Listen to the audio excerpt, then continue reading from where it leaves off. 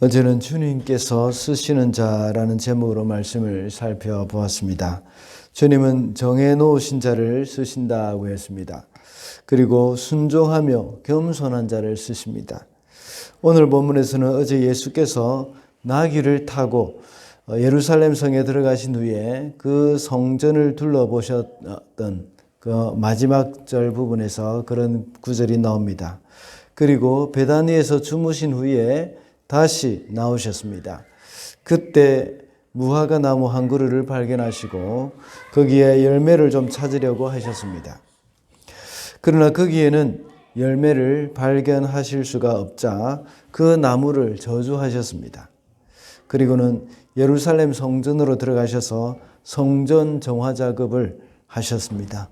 사실 오늘 나오는 이 두 사건은 각각 다른 사건으로 생각될 수도 있겠지만 사실은 이 사건을 통해서 우리에게 동일한 교훈을 주시고자 하는 그러한 의도가 있습니다. 그것은 무화과 나무가 그 역할을 다하지 못하고 열매를 맺지 못하는 것과 같이 예루살렘 성전이 그 역할을 다하지 못하고 있는 것에 대한 그것의 주님의 책망입니다. 오늘날 건물로서 성전은 없지만 우리 성도의 몸이 바로 성전이고 교회 공동체가 바로 성전이라고 할 수 있습니다. 그러므로 우리도 역시 이 성전의 역할을 잘 감당해야 합니다. 그래서 오늘은 성전의 역할을 다하라라는 제목으로 말씀을 살펴보고자 합니다. 첫째로 성전의 역할을 다하려면 주님의 기대를 알아야 합니다. 13절입니다. 제가 읽어보겠습니다. 멀리서 잎이 무성한 무화과 나무를 보시고 혹시 그 나무에 열매가 있을까 하여 가까이 가서 보셨는데 잎사귀 밖에는 아무것도 없었다. 무화과의 철이 아니었기 때문이다. 예수님께서는 시장하셔서 무화과 나무에서 열매를 따서 그것을 드시려고 했습니다. 그러나 열매를 거기서 발견하지 못했습니다. 오늘 본문만 보면 이 예수님께서는 무화과 철도 아닌데 무화과 나무에서 열매를 기대하시고 그 열매가 없다고 트집을 잡으시는 것처럼 생각이 될 수도 있습니다. 아마 대부분의 우리 성도들은 이 본문을 읽을 때마다 뭔가 끄림직한 그러한 부분들을 발견을 하셨을 것입니다. 그러나 우리는 이스라엘 지역에 있는 무화과 나무를 좀 이해할 필요가 있습니다.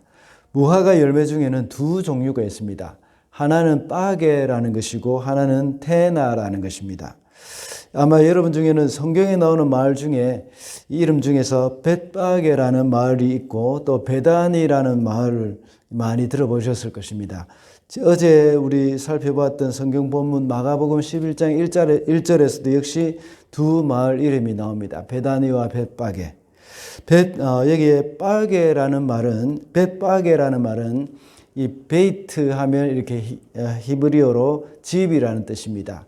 이 베이트 빠게 같은 연결된 말입니다. 다시 말하자면 빠게의 집이라는 뜻입니다. 그리고 베다니는 테나의 집이라는 겁니다. 베이트하고 테나가 합해져서 이 베단이라는 그런 말입니다. 이 둘 다 빠게나 테나 이것은 무화과를 일컫는 말입니다. 그 무화과 중에는 이른 봄에 나오는 열매가 있는데 그것이 빠게이고 이 빠게는 별로 상품성이 없기 때문에 이 무화과 나무의 주인들은 이 빠게 열매를 거두지 않습니다. 그냥 놔두고 이 지나가는 나그네나 배고픈 사람들이 따먹을 수 있도록 해놓는 겁니다. 이 주님이 찾으셨던 것은 이 빠게입니다. 빠게. 별로 상품성이 없고 이른 봄에 나오는 것입니다. 오늘 본문에 나오는 무화과 철이 아니었다고 할 때 이 무화과는 이 보통 사람들이 상품성을 가지고 맛있게 따서 먹는 이 테나입니다. 테나. 이것은 아주 상품성이 있고 맛이 있는 그런 열매입니다. 가을에 수확을 합니다. 주님이 기대하셨던 열매는 그 이른 봄에 나오는 열매인 빠게입니다. 주님이 곧 십자가에 죽으시기 바로 전주일이기 때문에 당연히 이때는 빠게가 열려야 하는 시기입니다. 이른 봄입니다. 부활절이 항상 우리에게 봄에 있는 것처럼 이 시기가 바로 이런 봄에 나오는 빡의 열매가 나오는 시기입니다. 주님이 무화과 나무에게 기대한 것은 테나라가 아니라 빡에입니다. 그렇지만 빡에조차도 없었던 겁니다. 당연히 맺어야 할 것이 없는 것입니다. 주님도 우리에게 원하시는 것은 기본적인 겁니다. 본래 역할을 기대하는 겁니다. 성전된 우리의 본래 역할을 감당해야 한다는 것입니다. 성전의 본래 역할이 무엇이라고 나와 있습니까? 17절에 보면 이 성전의 본래 역할은 기도하는 집이라는 것입니다. 성전된 우리도 역시 기도하는 역할을 회복해야 합니다. 그러므로 주님이 우리에게 기대하는 것은 성전으로서의 우리가 기도 생활을 회복해야 한다는 것입니다. 둘째로 성전의 역할을 다하기 위해서는 본래의 역할을 방해하는 것들을 버려야 합니다. 15절 보면 그리고 그들은 예루살렘에 들어갔다. 예수께서 성전에 들어가셔서 성전뜰에서 팔고 사고 하는 사람들을 내쫓으시면서 돈을 바꾸어 주는 사람들과 사람들의 상과 비둘기를 파는 사람들의 의자를 둘러 엎으시고. 예수님이 이렇게 하신 이유가 뭐겠습니까? 성전뜰에서 이렇게 많은 장사꾼이 있음으로 말미암아서 기도하는 것을 방해하고 있기 때문입니다. 본래 성전뜰에 들어와서 이방인들이 기도하고 또 여인들이 기도하고 유대인들이 기도하는 그러한 장소였습니다. 그리고 만민을 위해서 기도하는 장소라고 말씀하고 있습니다. 지금 이곳에 장사꾼들과 돈 바꾸는 자들 때문에 기도하는 장소가 되어야 하는데 시장터로 바뀌어져 버렸습니다. 그래서 주님은 이것들을 모두 내어 쫓으셨습니다. 이런 것들 때문에 성전의 본래 역할을 다하지 못하고 있는 것입니다. 주님의 성전된 우리가 본래 해야 할 그 기도의 역할, 이것을 방해하는 것들, 그것이 어떤 것이 있겠습니까? 기도할 때 온갖 잡념들이 우리의 기도를 방해할 수도 있습니다. 그렇다면 우리는 주님 앞에 기도할 때에 이 잡념을 몰아낼 수 있도록 소리를 내고 또 어떤 다른 방법을 사용하시든지 이 기도할 수 있도록 해야 하는 겁니다. 그리고 기도할 때 우리의 몸이 너무 피곤해서 기도로 나오면 잠만 올 수도 있습니다. 그렇다면 몸이 피곤하지 않도록 해야 되는 것이죠. 일찍 잠자리에 들도록 해야 하고 또 이 우리의 몸의 사이클을 이렇게 조정할 수 있어야 되는 겁니다. 오늘 본문에 나오는 말씀에서 또 돈 바꾸는 자와 장사하는 사람들이 있는 것과 같이 우리 속에는 온갖 탐욕과 세상의 쾌락이나 재물에 대한 욕심이 있다면 이것 또한 몰아내야 합니다. 그래서 우리의 영성이 기도에 집중할 수 있도록 하나님 앞에 예배하는 그 일에 집중할 수 있도록 해야 하는 것입니다. 오늘 본문 25절의 말씀과 같이 용서하라는 말씀이죠. 이 말씀과 같이 우리 속에 용서하지 못하는 마음이 있다면 그것을 주님 앞에 또한 내려놓아야 합니다. 그렇게 할 때에 우리의 기도가 응답이 되어지고 우리 주님 앞에 주님과의 그 관계가 온전하게 이루어지게 되어지는 겁니다.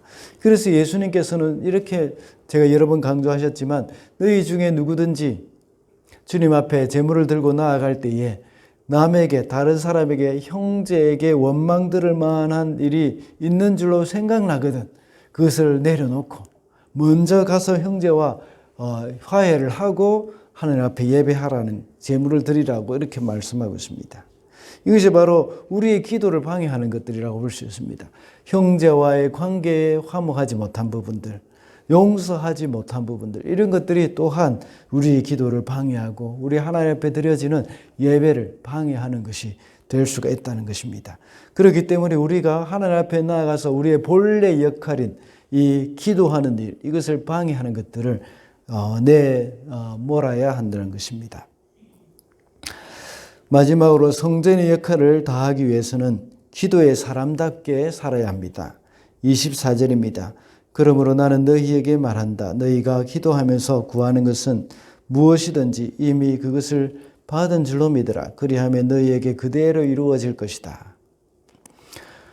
그리고 그 다음 날 예수님과 제자들이 다시 나왔을 때에 어제 예수님께서 저주하신 그 무화과 나무가 말라 있는 것을 보았습니다. 제자들이 놀라자 예수님께서는 믿고 구하는 것에 대한 교훈을 주셨습니다. 하나님을 향한 믿음이 있을 때 이런 일보다 더 큰 일도 할 수 있다는 것을 말씀하십니다. 그리고 24절과 같이 이렇게 우리의 역할인 기도를 할 때에는 믿음으로 하고 기도의 응답이 이미 받은 줄로 믿으라는 것입니다. 지금 계속해서 예수님께서는 기도에 대한 교훈을 해주고 계십니다.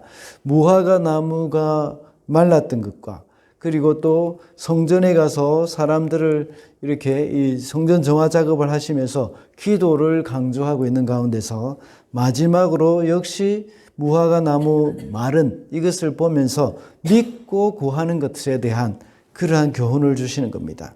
구한 대로 받은 줄로 믿어야 한다는 겁니다. 기도하는 자는 구한 대로 받은 줄로 믿으라는 것입니다. 그와 같이 성전인 우리가 기도하는 것이 본래 역할이라면 기도의 사람과 같이 기도의 사람답게 살아가라는 것입니다. 먼저 우리는 이제 기도의 역할을 감당하는 사람이라면 기도의 사람답게 살아가는 것입니다. 우리가 기도의 사람이 되게 해달라고 간구했다면 그 기도가 응답되었다고 믿어야 합니다.